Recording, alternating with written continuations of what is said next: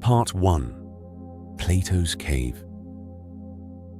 Have you ever stopped to consider that maybe, just maybe, everything you believe is just a shadow on a wall? No, I'm not talking about the Matrix, even though the Wachowskis basically borrowed that idea from a man who died over 2,000 years ago. I'm talking about Plato and his Allegory of the Cave. One of the most disturbing ideas in all of Western philosophy. And spoiler alert, it describes your life right now. Picture this. There's a group of people chained inside a cave since the day they were born. They can only look forward at a stone wall. Behind them, there's a fire, and between the fire and the prisoners, other figures walk past carrying objects. The shadows of those objects are projected onto the wall, and those chained people, they look at those shadows and they think, this is reality. They give the shadows names. They build stories around them. They argue about which shadow is more important. To them, the shadows are the world. The shadows are everything. Now here's where it gets interesting. What if someone unchained one of them? What if that person turned around, saw the fire, saw the actual objects, and realized they had spent their entire life staring at distorted reflections? Their first reaction wouldn't be joy. It wouldn't be some mystical awakening. It would be confusion, pain. Their eyes, adjusted to darkness, would burn in the light. And probably rage. What the hell is this? I was perfectly happy watching my shadows. But wait. It gets better. Let's say this person gets dragged out of the cave entirely. Sunlight, the real world, trees, sky, other actual human beings. At first, they can't handle it. They want to run back inside. But slowly, their eyes adjust. They see reality for the first time. And then comes the twist. They go back into the cave to tell their friends, hey, listen, you won't believe this, but those shadows, they're not real. There's an entire world out there. You know what happens next? The chained ones laugh at them. They call them crazy. They say the sun must have damaged their eyes. They say they're delusional.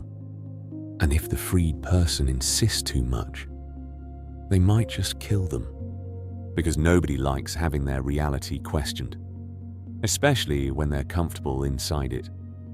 Plato wasn't writing science fiction. He was describing you, me, all of us. The cave is your information bubble. The shadows are the beliefs you inherited, the prejudices you never examined, the Instagram feed that only shows you what you already want to see. The fire, that could be the media, your family, the TikTok algorithm, anything that protects a distorted version of reality and convinces you it's the only truth. You think you form your own opinions? Think again. How many of your beliefs are actually yours?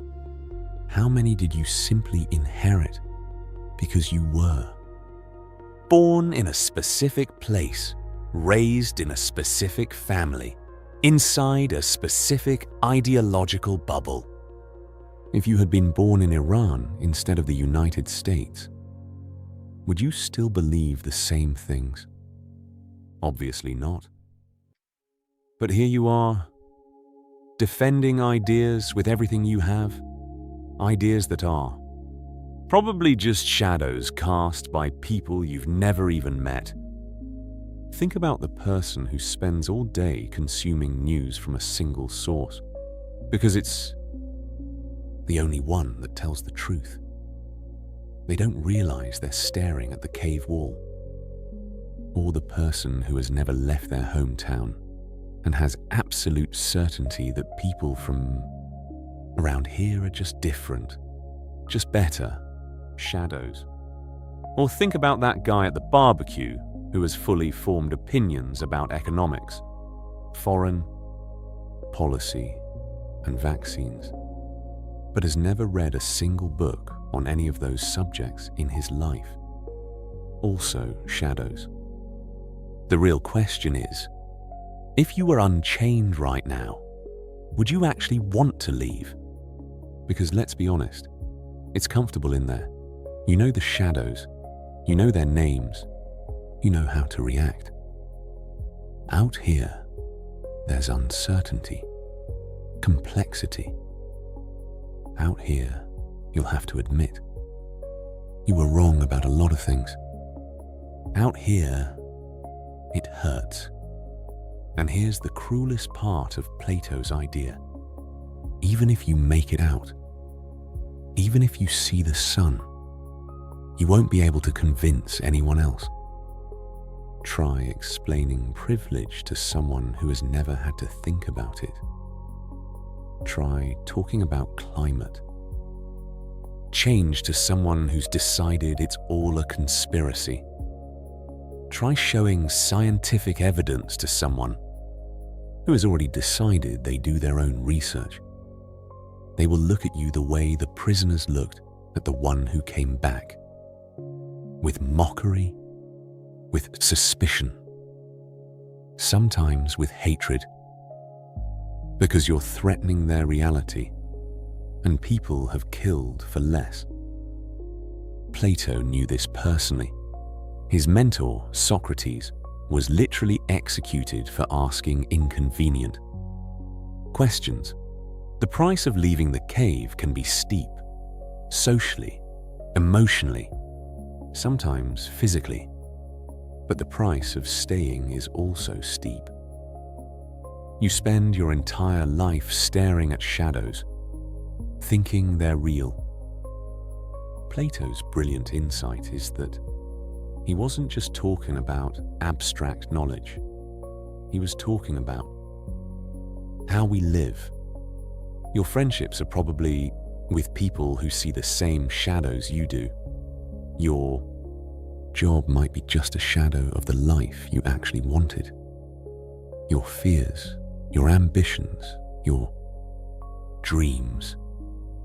How many of them are really yours? And how many are projections someone else told you to chase? The degree they told you would make you happy. The body they told you that you needed to have. The career they told you meant success. Shadows. All of it. And the worst part, the more you question, the lonelier you become. Because most people prefer the cave. They prefer the comfortable certainty of shadows to the blinding light of truth. And who can blame them? Truth rarely comes with a happy ending wrapped in a bow. Truth usually comes with the uncomfortable realization that you spent years chasing things that didn't matter, believing people who manipulated you, ignoring parts of yourself that didn't fit the shadow narrative. So the question Plato asks you, the question he asked 2,500 years ago, and that remains relevant because human nature is stubbornly the same, is simple. Do you want to stay in the cave or not? There's no right answer, only consequences. Stay, and you live comfortably inside a lie. Leave, and you live uncomfortably inside the truth. Probably alone. Probably misunderstood. Probably wondering if you were happier when you were ignorant. But here's the detail that makes it all worth something. Once you've seen the sun, even if it burns, even if it makes you enemies, you can never unsee. You can't go back to believing in the shadows with the same conviction. Ignorance stops being an option. And maybe, just maybe, that's the closest thing to freedom we can actually get. Not the freedom to do whatever you want, but the freedom to see the world as it actually is, without filters, without illusions, without the comforting chains of the cave holding you in place. Plato doesn't promise you happiness. He promises you reality. And if you accept that offer, your life will never be the same, because you'll spend the rest of it watching everyone else still chained, still arguing about shadows, still convinced that the cave wall is everything that exists. And you, standing outside, will understand one brutal truth. Most people prefer to live in the cave. They always have. They always will. The question was never whether the chains were real. The question has always been whether you have the courage to let go of them once you realize you can.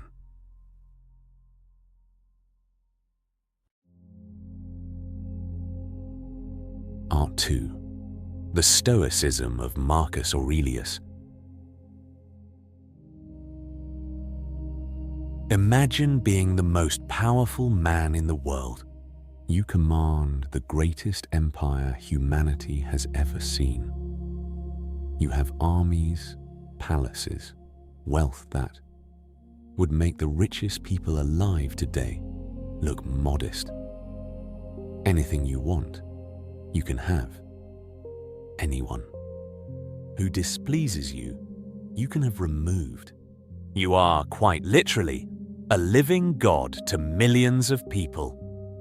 And yet, every single morning, you open your journal and write, "Today I will meet ungrateful people, arrogant people, dishonest people, jealous people. But that is not my problem. I cannot control what they do. I can only control how I respond." That man was Marcus Aurelius, Emperor of Rome, philosopher, and probably the most clear-headed human being who ever held absolute power. The irony is extraordinary. The man who had more control over the external world than anyone alive spent his free time reminding himself that he controlled almost nothing. Meanwhile, you, who has a fraction of his power, lose your composure because someone cut you off in traffic, or because your boss was rude, or because it rained on the day of your barbecue. Marcus Aurelius commanded Roman legions while a plague killed 18 million people inside his empire. And he maintained his composure. You might lose yours because the Wi-Fi dropped during a Zoom call. See the difference? Stoicism is not about suppressing your emotions or turning yourself into a robot without feelings. That's the shallow interpretation everyone makes because it's easier than actually understanding. The idea. Stoicism is about one thing. Simple in concept, brutally difficult in practice. Accepting that most of what happens in your life is completely outside your control, and that the only thing you actually control is how you respond. Full stop. There's no fluffy self-help here. No manifest your dreams. No positive energy only. Just raw reality. Bad things will happen. People will disappoint you. Plans will fall apart. And you can throw as many tantrums as you want. That will not change the facts. Think about it this way. You're stuck in traffic. Important meeting in 20 minutes. Nothing is moving. You have two options. Option A, pound the steering wheel. Curse everyone around you. Raise your blood pressure. Arrive at the meeting already tense and irritated, and still be late, because yelling at traffic does not make cars move. Option B, accept that you don't control the traffic. Call ahead to let them know you'll be late.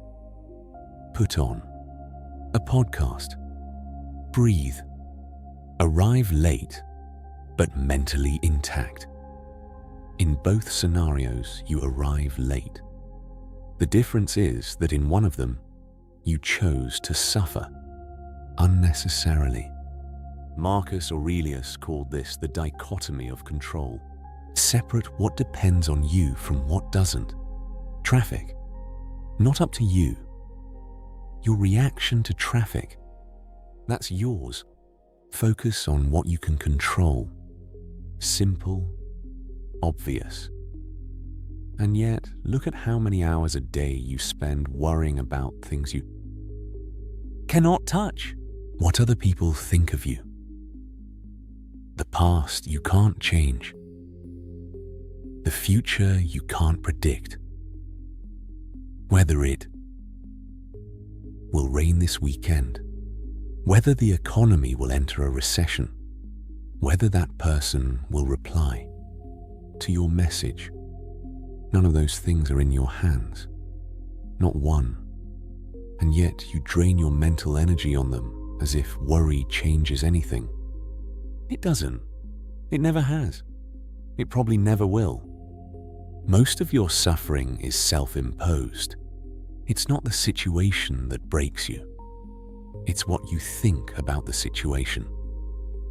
It rained on your wedding day. The rain isn't the problem. The problem is that you built an expectation in your mind of a perfect, sunny day. And now you're comparing reality to that fantasy. Reality is neutral. The rain is not conspiring against you. It's just raining.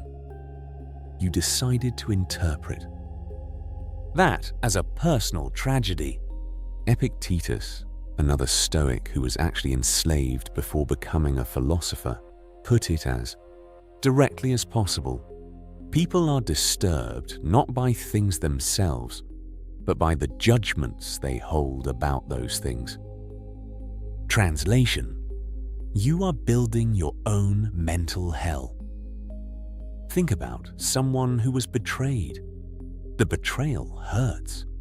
Of course it hurts. But part of the pain comes from the event itself, and part comes from the story you're telling yourself about the event. I don't deserve this. How could someone do this to me? My life is over. None of those statements are objective truth. They're interpretations. And interpretations can be changed. The Stoics aren't telling you to pretend it doesn't hurt. They're telling you to recognize which part of the pain comes from the actual event and which part comes from your narrative about it. Because the narrative, unlike the event, is something you can work with. Marcus Aurelius became famous for writing what we now call meditations. But very few people know the context. He wasn't writing a book to publish.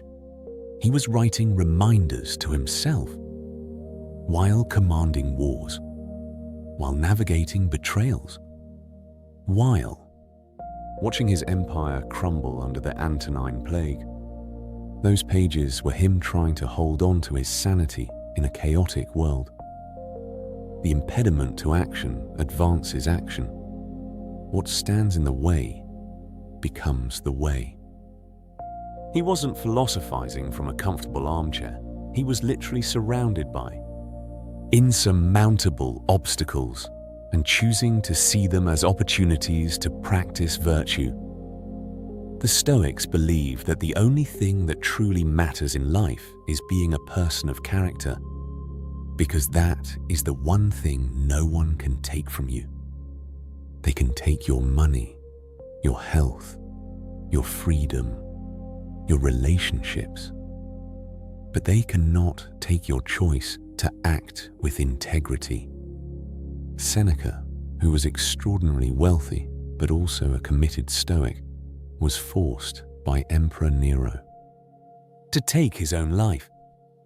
He could have begged, wept, bargained. Instead, he calmly continued talking with his friends about philosophy until the end. That is Stoicism taken to the extreme, controlling the only thing that remains when everything else has been stripped away. But let's bring this into your life, which probably doesn't involve forced death by Roman emperors.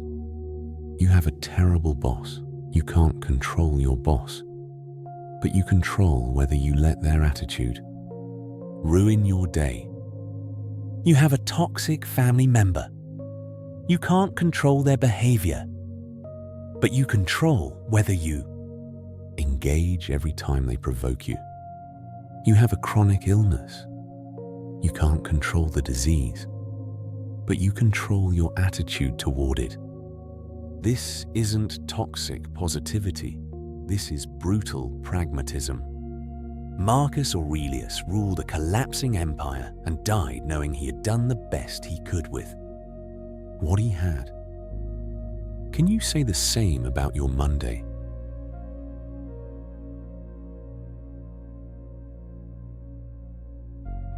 Part 3. The Nihilism of Nietzsche.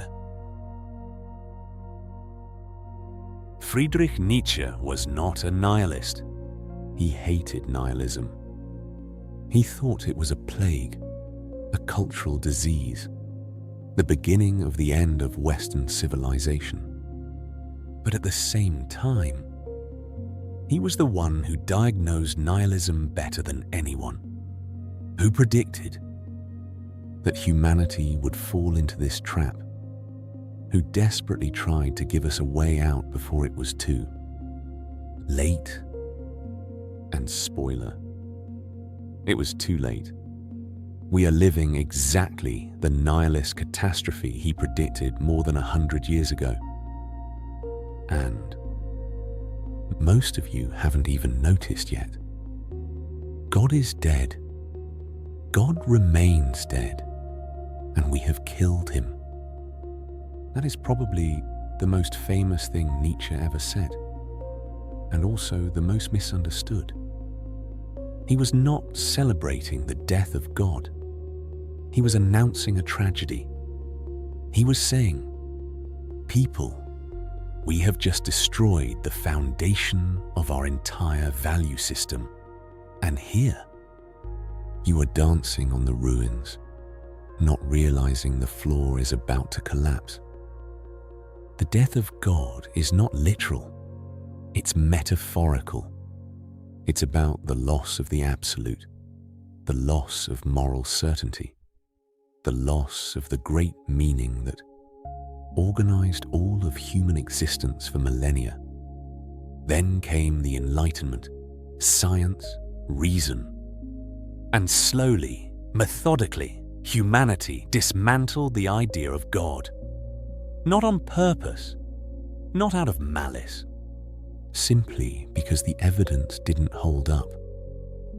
And when you remove God from the equation, according to Nietzsche, nothing remains. The word Nihilism comes from the Latin nihil, meaning nothing. It's the belief that life has no inherent meaning, no objective purpose, no absolute values. Everything is arbitrary. Does that sound liberating to you? Think again. Nietzsche found it terrifying. Because when you remove the moral foundation, when you pull out the anchor of meaning, what stops people from doing absolutely anything? This is passive nihilism. You don't believe in anything, so you do nothing. You just exist. You just wait. Nietzsche called this the last man, the human being who has given up on elevated aspirations, who doesn't want greatness, who just wants comfort and safety. But here's the thing Nietzsche actually wanted. He didn't want you to become a nihilist. He wanted you to cross through nihilism. That's the insight everyone misses. Nihilism is not the end of the story. It's the middle. It's the valley you have to walk through after God dies before you find a new meaning. And how do you do that? By creating your own values. Nietzsche called this the transvaluation of all values. If there's no longer a God to tell you what is good, you have to decide. You have to create. You have to become your own moral legislator. And this is where the Übermensch comes in, the overman. No, this is not about genetic superiority or anything the Nazis twisted it into. The Übermensch is the person who accepts that there is no objective meaning in life, but instead of collapsing, they create meaning. They don't need God to be good.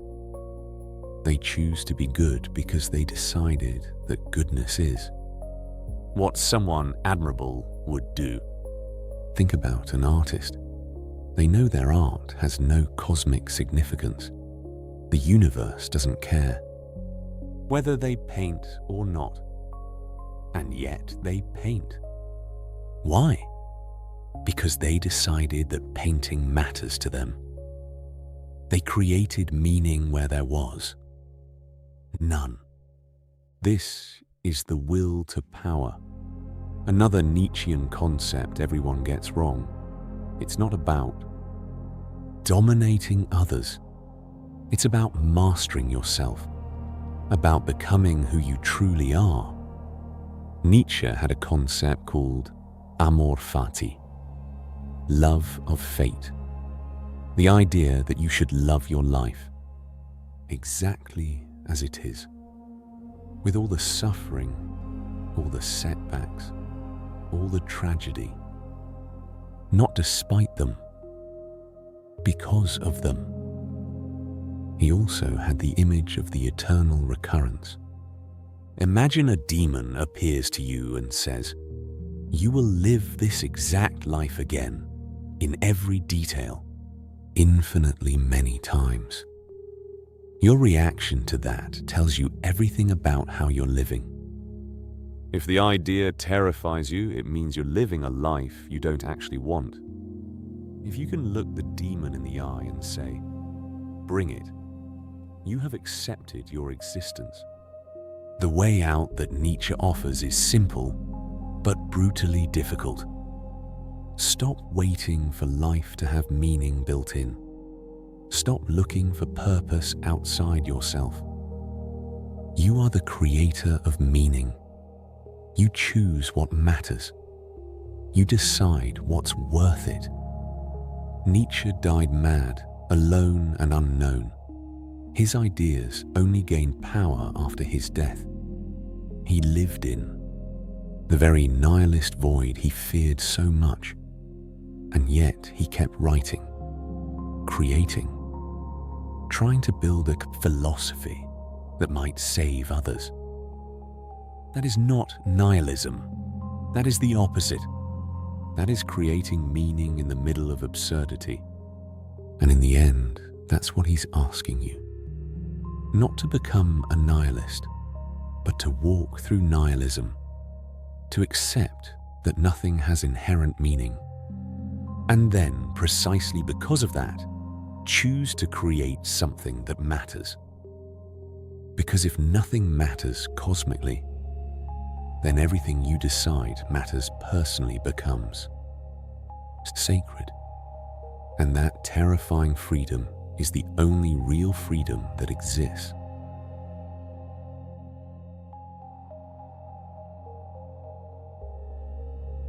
Part 4. The existentialism of Sartre. Jean-Paul Sartre was sitting in a cafe in Paris, because where else would a French philosopher be, when he had one of the most disturbing realizations a human being can have. You are completely, absolutely, irrevocably free. And that is not a good thing. It is terrifying, because total freedom means total responsibility.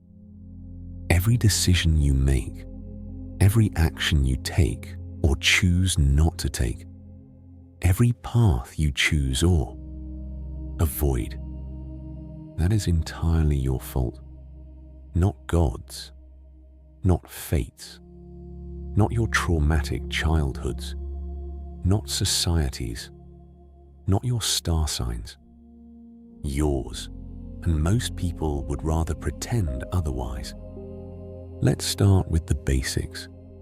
Existence precedes essence. That is the defining phrase of existentialism. Take a chair. Before the chair existed, someone had the idea of a chair. 4 legs, a seat, something to sit on. The essence of the chair came before the actual chair. Now take yourself. You were born. You exist. But what are you? Nothing. You were not born with a user manual. You simply exist. And only afterward, through the choices you make, do you create your essence. You exist first, and then you decide who you are. But here's the problem. Nobody wants that responsibility. It's much more comfortable to believe you were born a certain way. And that's just how you are. Oh, I'm just shy by nature. I've always been terrible with money. I have an explosive temper. It's genetic. Lies.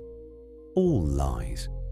You choose to be shy every time you decide not to speak.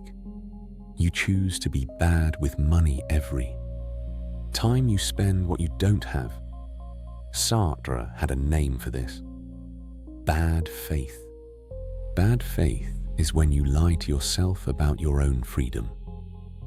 When you pretend you have no choice, when in reality, you do. His classic example is the waiter who performs his role with such mechanical intensity that he seems like a robot. Why? Because he is hiding his freedom behind his social function. I'm a waiter, so I have to act this way. No, you don't. You choose to act this way. But it's easier to say it's my job than to admit you are trading your dignity for a paycheck. Sartre himself said that human beings are condemned to be free. Condemned. Not blessed. Condemned. Because you didn't ask to be born. But now that you exist, you are forced to choose constantly, all the time, without pause. And every choice defines who you are. Think about the person stuck in a toxic relationship. She knows she should leave. Everyone around her knows she should leave. But she stays. Sartre would say she is living in bad faith, lying to herself about her own freedom.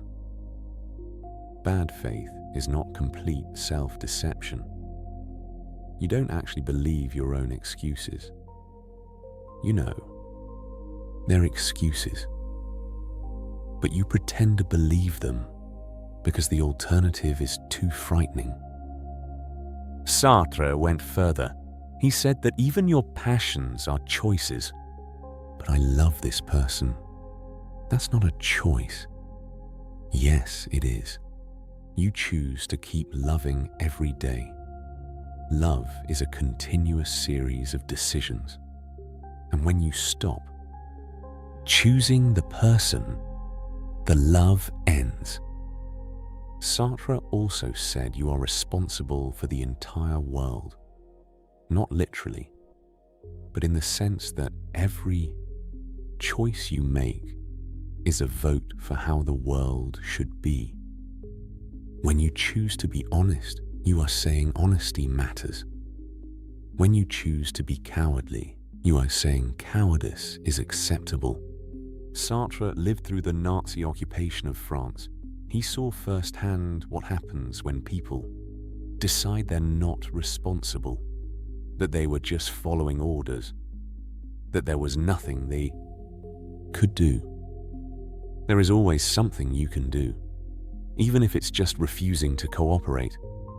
And here we reach the most brutal part of existentialism. You have no excuse, ever. Difficult childhood, trauma, mental illness, poverty, all of that is real. All of it matters. All of it makes your life harder. But none of it removes your freedom. None of it removes your capacity to choose how you respond. You are completely free, completely responsible, completely without excuses. Your life is the direct result of your choices. If you don't like it, you chose wrong. And the only good news in this entire philosophy is that you can choose differently starting right now. Not tomorrow, now, in this second. Nothing stops you except yourself. So the question Sartre leaves you with is simple. Are you going to keep pretending you're not free? Or are you going to have the courage to own your life, knowing that if it goes wrong, that responsibility is entirely yours? Part 5. The Hedonism of Epicurus. When you hear the word hedonism, you probably picture Roman orgies, drugs, excess, reckless pleasure. Living for the moment without thinking about tomorrow. And that is precisely why you don't understand hedonism at all. Because Epicurus, the man who invented this philosophy back in 300 BC, lived in a small house and spent most of his life eating bread and water. He said the greatest possible pleasure was sitting with friends and talking in a garden. No cocaine, no sports cars, no social media, just peace. Let's go back to basics. Epicurus said something very simple. The goal of life is to maximize pleasure and minimize pain. Obvious, right? But here's the trick. Epicurus was not talking about the pleasure you think he was. He was talking about ataraxia, tranquility of the soul, the absence of disturbance, the kind of deep satisfaction you feel when you don't need anything, don't desire anything, don't suffer from anything. The opposite of what modern culture sells as pleasure. Think about the person who spends the whole weekend drinking heavily, buying things they don't need, posting everything to prove they're having a great time. Monday arrives and they're empty, hungover, in debt, already planning the next weekend because they need to escape the void again. That person thinks they're a hedonist.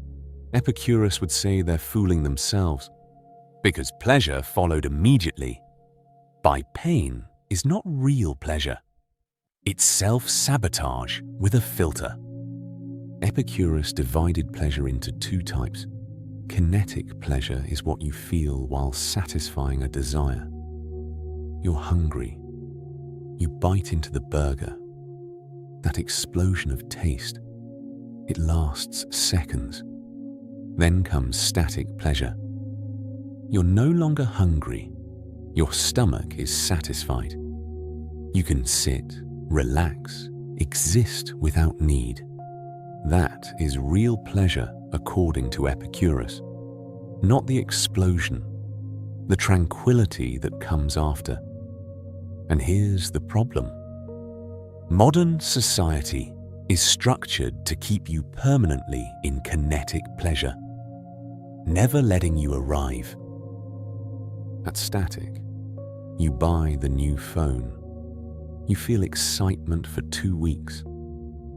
Then the next model launches and you're already dissatisfied again. You start dating someone. Everything is intense and passionate.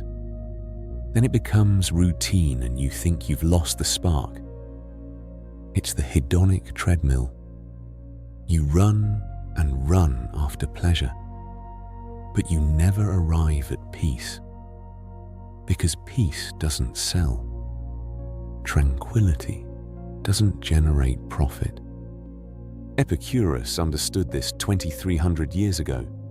He looked at Greek society, at people chasing fame, power, and wealth, and thought, these people will never be happy this way.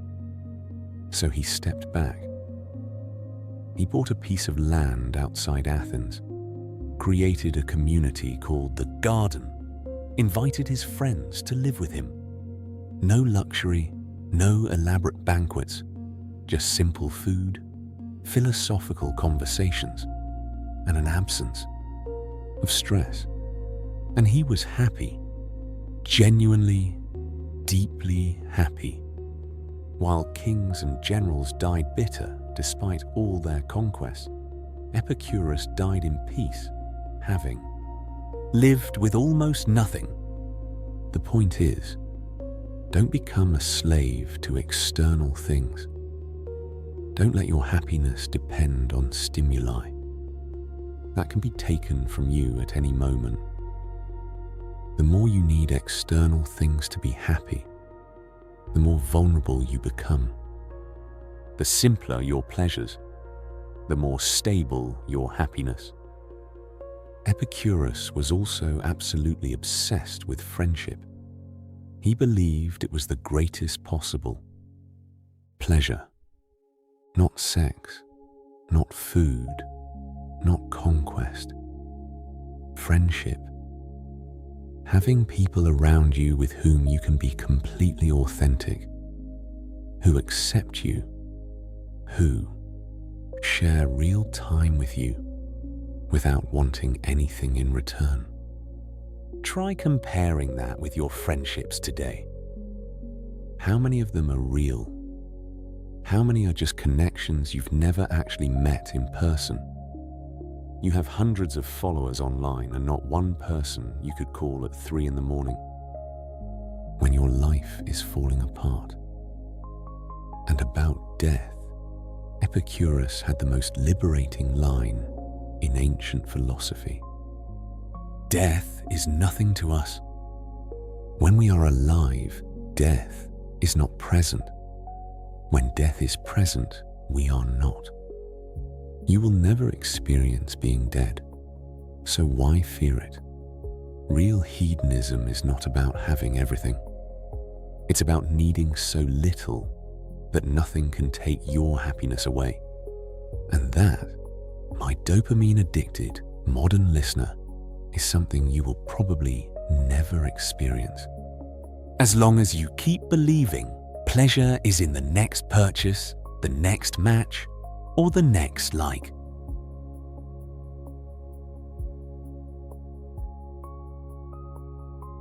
Part 6.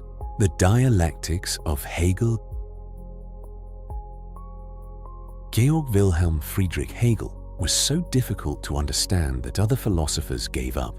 Halfway through his books, there's a joke that only 3 people in the world ever fully understood Hegel. Hegel himself, God, and a German professor who later admitted he was lying.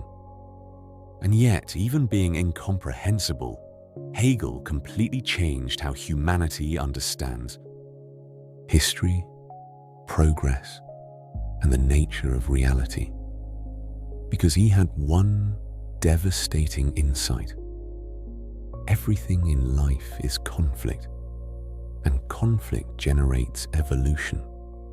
Every idea carries within itself the seeds of its own destruction. And from the chaos of that destruction, something new is born. This is not poetry. This is literally how the universe functions. The Hegelian dialectic is always explained as thesis, antithesis, synthesis. You have an idea, a situation, a state of things. That's the thesis. And that thesis, simply by existing, automatically creates its opposition, the antithesis.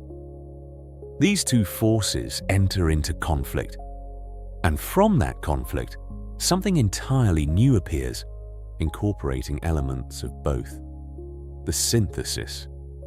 And then that synthesis becomes the new thesis, which generates a new antithesis, which generates a new synthesis, and so on until the end of time. It's an infinite spiral. Let's use a concrete example. Think about adolescence. When you're a child, you believe everything your parents say. They are the absolute authority. Thesis: my parents are right about everything. Then you become a teenager and suddenly realize your parents are flawed human beings who don't know anything. Antithesis: my parents are wrong about everything. You rebel, you fight, you go out of your way to do the opposite of what they say, and then, if you're lucky, you arrive at the synthesis. My parents are right about some things, wrong about others. I can take what works and discard what doesn't. Get how this works? The thesis wasn't completely wrong. The antithesis wasn't completely right. Both were incomplete. And only through the conflict between them do you arrive at a more complete truth. This shows up in everything. In relationships. At the beginning, it's pure thesis. This person is perfect. Then the antithesis. This person is unbearable. And if the relationship survives the synthesis, this person is complex. I'm choosing to stay anyway. Mature love is no longer idealization or disillusionment. It's realistic acceptance. In careers, you imagine your dream job and living happily ever after. Then, you discover the reality. And if you're intelligent, you find a way to maximize what you love and minimize what you don't. Hegel applied this even to all of human history.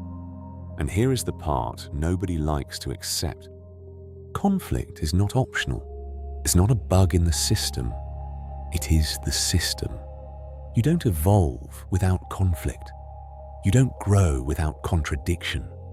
You don't reach synthesis without going through the antithesis. Every time you try to avoid conflict, every time you try to keep the peace at all costs, Every time you stay in the comfortable thesis, you are condemning yourself to stagnation. Think about people who live inside ideological bubbles. They surround themselves with people who think exactly like them. They block any dissenting voice. Pure thesis, no antithesis, no synthesis, no growth. And when they finally encounter an opposing view, they collapse, or they double down on the original thesis instead of making the synthesis. There is no final synthesis. There's always a new antithesis emerging, always a new contradiction, being revealed. History doesn't end. Conflict doesn't stop. You yourself are a dialectical battlefield. You have contradictory desires fighting inside you all the time. Part of you wants security. Another wants adventure. Part wants discipline. Another wants freedom. The question is not to eliminate the internal conflict. You can't. The question is to orchestrate the syntheses well enough that you don't become a walking contradiction. So here's the Hegelian lesson nobody wants to hear. Stop trying to eliminate contradictions. Stop seeking absolute consistency.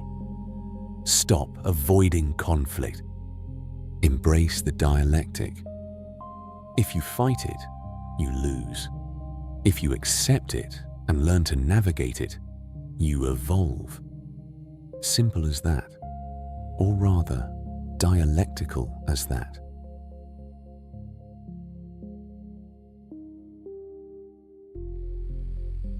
Part 7. The Pragmatism of William James. William James was the philosopher who had the courage to say out loud what everyone secretly already knew, but pretended not to. Absolute truth is an illusion. And in the end, the only thing that matters is whether an idea works for you or not. When he dropped that bomb in the late 19th century, other philosophers had a collective meltdown. Because philosophy up to that point was built on a sacred assumption. There is a truth out there, objective, eternal, and our job is to discover it. And then comes William James, doctor, psychologist, philosopher, and says, if believing in God makes you a better, happier person, then God is true for you. If not believing works better, then atheism is true for you. Truth is what has useful consequences for your life. And just like that, philosophy was never quite the same. Pragmatism is the most American philosophy there is. Practical, completely focused on results. While European philosophers spent decades debating abstract questions with no real world consequences, William James asked. So what? Does that change anything in your life? No. Then, it's a useless conversation. His insight was brutal. Ideas are not true or false in themselves. They are true or false depending on the practical effects they produce. Let's unpack that. James wasn't saying you can invent any truth you want. He was saying truth is a process, not a fixed state. An idea becomes true when it works, when it helps you navigate reality effectively, and it stops being true when it stops working. Newton's physics was truth for centuries. It worked perfectly for predicting the movement of planets, building bridges, sending people to the moon. Then Einstein came along and showed that Newton was incomplete. So Newton stopped being true? Not exactly. He still works for 99% of practical applications. You don't need Einstein to build a house. Truth for James is instrumental. It's a tool, and you use the right tool for the right job. Now apply this to your life. Do you believe that everything happens for a reason? That there's a divine plan? Is that objectively true? Who knows? But if that belief gives you the strength to survive cancer, to forgive betrayal, to rebuild after losing everything, then it is pragmatically true. It works. Compare that with someone who believes everything is random and meaningless. That might be objectively true. But if that belief leads them to depression and inertia, then it is pragmatically false. For that person. See the difference? James applied this even to religion. His conclusion: if believing in God makes you more compassionate, more resilient, more connected to others, then that belief is true for you, regardless of whether God objectively exists. The practical function of the belief is what matters. But there's an important criterion here that many people ignore. The idea actually has to work. This is not wishful thinking. Reality is the final judge. Pragmatism is not believe whatever you want. It's believe what produces verifiable results in practice. James had a classic example. You're lost in a forest and you find a trail. You don't know if the trail leads to civilization, but you need to decide. You can stand there philosophizing about the nature of the trail, or you can walk it and see where it takes you. If it saves you, it's true. If it leads deeper into the forest, it was false.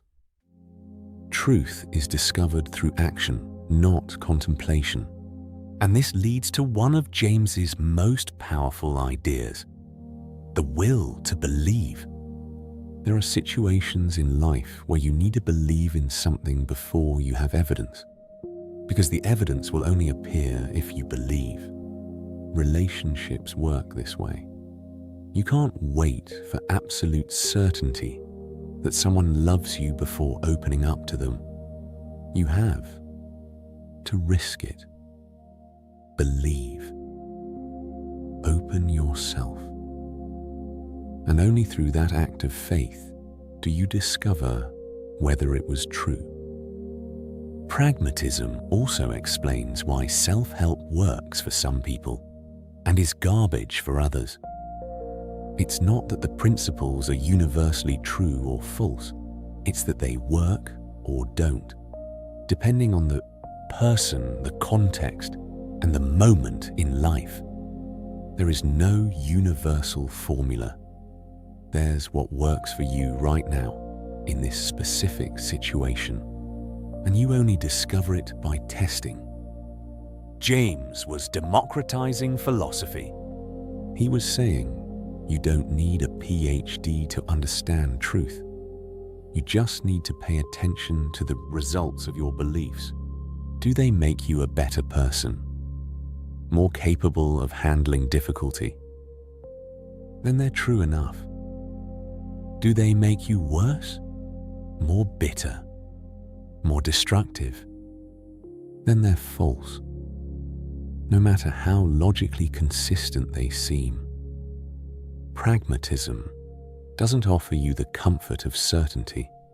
It offers you the freedom to experiment. And that, my friend, is far more valuable than any dogma that promises eternal truth but keeps you locked in an intellectual cage.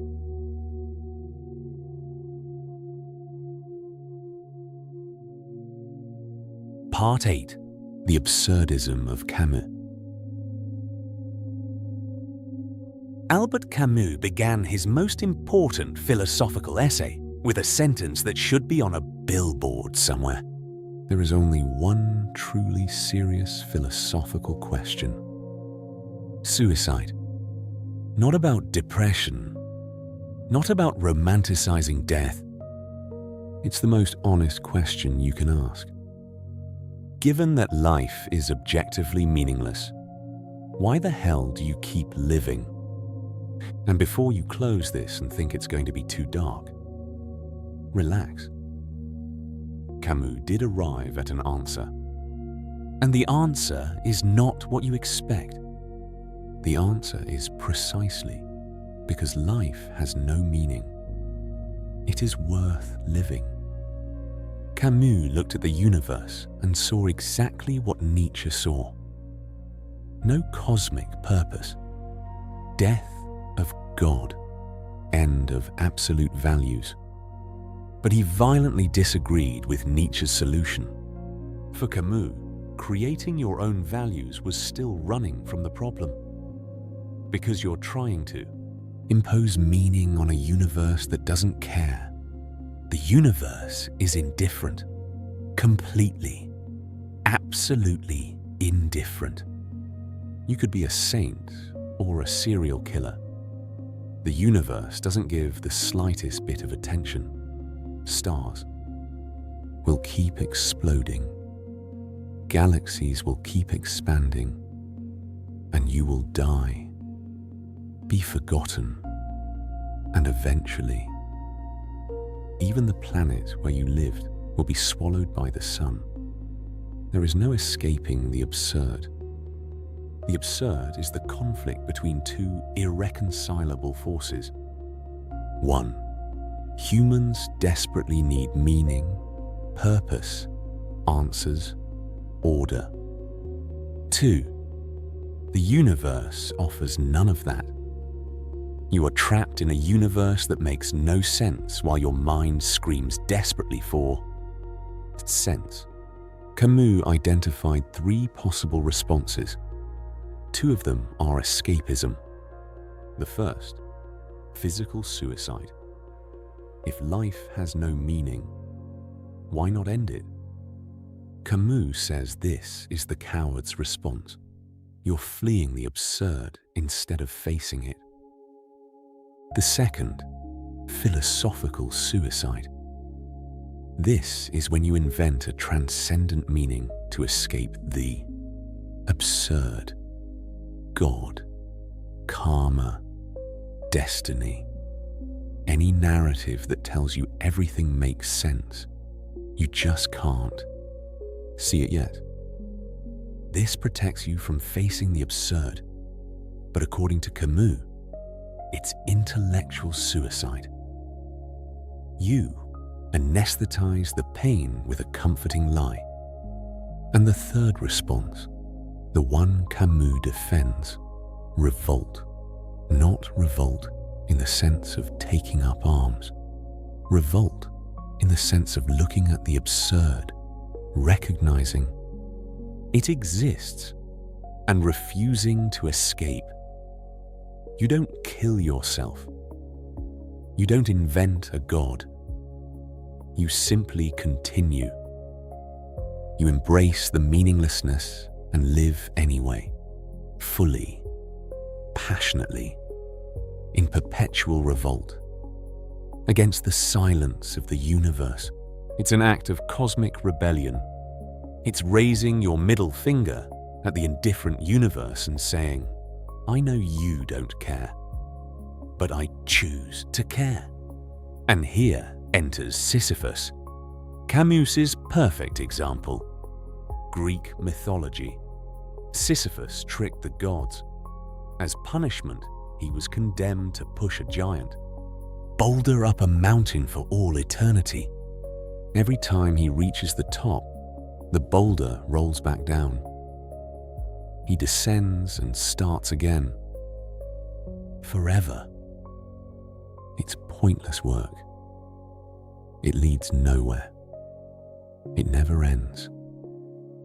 There's no reward. The definition of futility And Camus looks at this and says, we must imagine Sisyphus happy. The insight is stunning. Sisyphus is you. The boulder is your life. Every day you wake up. You go to work that doesn't change the world. You come home. You sleep. And you repeat. Every project you complete generates another. Every problem you solve creates a new one. You never finish. You never arrive there. There is no finish line. So why the hell do you keep pushing the boulder? Because the meaning isn't at the top of the mountain. The meaning is in the pushing. It's in the act, not the result. Sisyphus, according to Camus, has a moment of consciousness.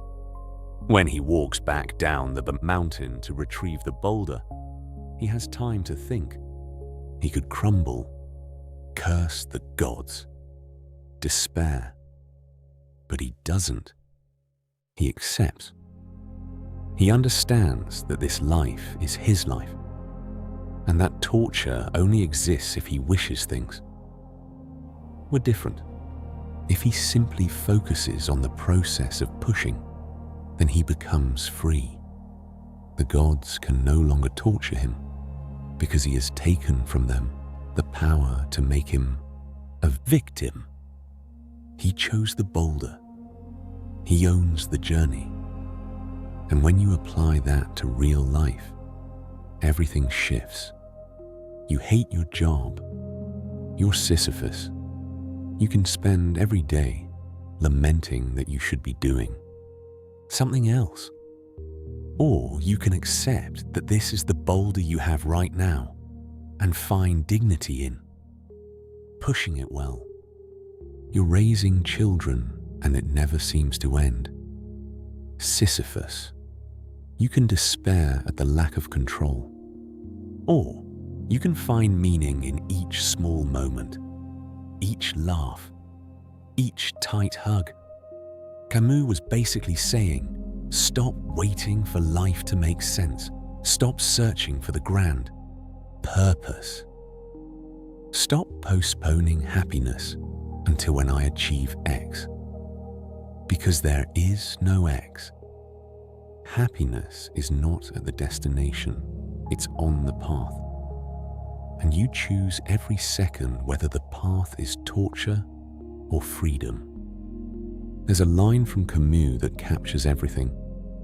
In the middle of winter, I at last discovered that there was in me an invincible summer.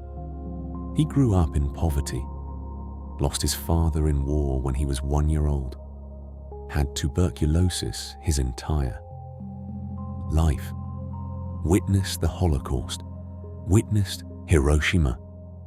He had every reason to be nihilist, to give up, to say the world is broken and it's not worth it. But he didn't. He said that precisely because the world doesn't offer meaning, we can create moments of beauty, connection, joy. Not despite the absurd, because of it. Because if nothing matters objectively, then everything you choose to make matter subjectively becomes sacred. So here is the final lesson of absurdism. The universe owes you nothing. It offers no meaning, no purpose, no justice, no reward. You will die. You will be forgotten. Nothing you do will matter cosmically. And you have two options. You can despair over that, or you can laugh. You can see the absurd as tragedy, or you can see it as freedom. Because if nothing matters objectively, then you are free to decide what matters subjectively. You are free to push whatever boulder you choose. And if you push it with love, with presence, with proud revolt against futility, then you have won. Not won over the absurd, because the absurd can't be beaten. But you refuse to let the absurd beat you. And that, in the end, is the only victory that's possible. We must imagine you happy. Now go push your boulder.